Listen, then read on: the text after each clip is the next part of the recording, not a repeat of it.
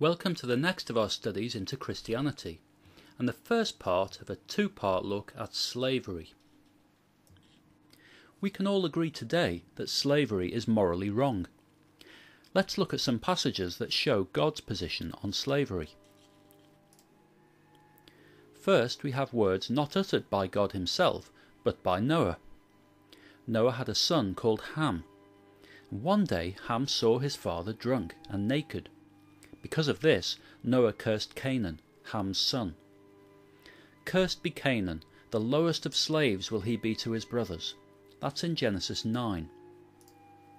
Now this is an important verse. Why? Well, it was used for many years by evangelical Christians and pastors in America to justify slavery. You see, black people were said to be Hamitic, that is, descended from Noah's son, Ham. This verse helped cause centuries of suffering. Cursed be Canaan, the lowest of slaves will he be to his brothers. Noah said the words, but God apparently agreed, because he gave his full backing to the enslavement of Canaanites later on. In Genesis 17, this is God speaking, "Every male among you who is 8 days old shall be circumcised, including those born in your household or bought with money from a foreigner, those who are not your offspring. Whether born in your household or bought with your money, they must be circumcised." In this passage, God understands that people buy other people, and is quite obviously comfortable with the concept. God wants slaves circumcised in the same way as non-slaves. In Exodus 12, the Lord said to Moses and Aaron, "These are the regulations for the Passover. No foreigner is to eat of it. Any slave you have bought may eat of it after you have circumcised him." God again shows that he's completely comfortable with the concept of slavery and singles out slaves for special treatment. In Exodus 21, God speaking, "These are the laws you are to set before them. If you buy a Hebrew slave, he is to serve you for 6 years. But in the 7th year he shall go free without paying anything. If he comes alone, he is to go free alone. But if he has a wife when he comes, she is to go with him. If his master gives him a wife, and she bears him sons or daughters, the woman and her children shall belong to her master, and only the man shall go free. But if the slave declares, 'I love my master and my wife and children, and do not want to go free,' then his master must take him before the judges. He shall take him to the door or the doorpost, and pierce his ear with an awl. Then he will be his slave for life." Just look at the second section of these verses. If the slave wants to go free, he has to go free alone. He can't take his wife and children with him, because they belong to the master. The only way the slave can stay with his wife and children is to remain a slave for life. Notice that the NIV Bible sometimes mistranslates slave as servant. The context clearly means slave, because we read about people belonging to other people, having monetary value, being separated from their families, being branded by mutilation, having a slave for life. The slave could not go free without his wife and children.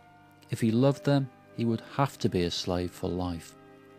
God completely endorses all of this.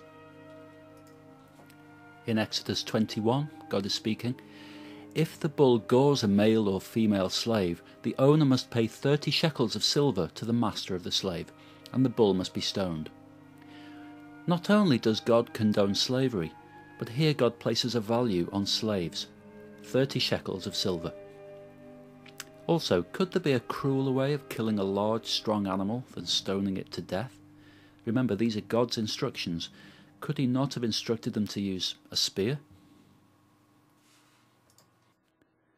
In Leviticus 22, God speaking again, "No one outside a priest's family may eat the sacred offering, nor may the guest of a priest or his hired worker eat it. But if a priest buys a slave with money, or if a slave is born in his household, that slave may eat his food." Here God shows that the children of slaves are slaves themselves, and that he is completely happy with that concept. Leviticus 25, "Your male and female slaves are to come from the nations around you. From them you may buy slaves. You may also buy some of the temporary residents living among you, and they will become your property. You can will them to your children as inherited property, and can make them slaves for life." Here God states where you may purchase your slaves, and clearly specifies that slaves are property to be bought, sold, and handed down. In Exodus 21, if a man beats his male or female slave with a rod, and the slave dies as a direct result, he must be punished. But he is not to be punished if the slave gets up after a day or two, since the slave is his property. Not only does God condone slavery, but he is also completely comfortable with the concept of beating your slaves, as long as you don't kill them. Now pay attention, because I'm going to read you one of the worst passages in the entire Bible, and probably one of the most evil in all of literature. In Leviticus 19, and this is God speaking, "If a man sleeps with a woman who is a slave girl promised to another man, but who has not been ransomed or given her freedom, she must be scourged. Yet they are not to be put to death, because she had not been freed. The man, however, must bring a ram for a guilt offering to the Lord." Just look at these verses. If a man sleeps with a woman who is a slave girl promised to another man, she must be scourged. Yes, she must be whipped for what's happened to her. And notice they are not to be put to death, because she had not been freed. What this means is that if she had been a free woman, this would have counted as rape, and they would both have been put to death. But because she was a slave girl, this didn't count as rape. Here God says that sleeping with a slave girl who is promised to another man is a sin. Owning girls in the first place, and beating them up and raping the pretty ones who hadn't been promised to another man, those were things God didn't think were sins. It isn't worthy of death because she wasn't free, so it wasn't rape. The only sin here is that she belonged to someone else. The rightful owner could rape her all he wanted. Exodus 23. 6 days do your work, but on the 7th day do not work, so that your ox and your donkey may rest, and the slave born in your household, and the alien as well, may be refreshed. God didn't say not to own slaves. What God said was, you ought to give the people you owned and beat and raped a day of rest once a week.